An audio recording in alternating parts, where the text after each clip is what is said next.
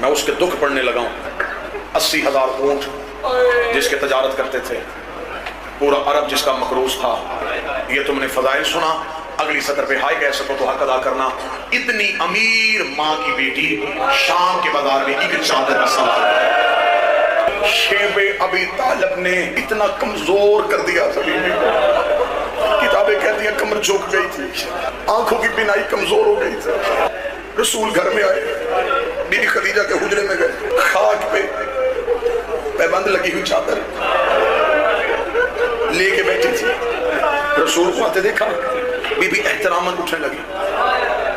Be be Khadija کے اٹھنے سے پہلے رسول زمین پہ بیٹھ گئے. زہرا کی ماں اسے اٹھا نہیں جاتا. بی بی سامنے خاک پہ بیٹھ گئی. یا رسول اللہ، میری آج آخری رات ہے.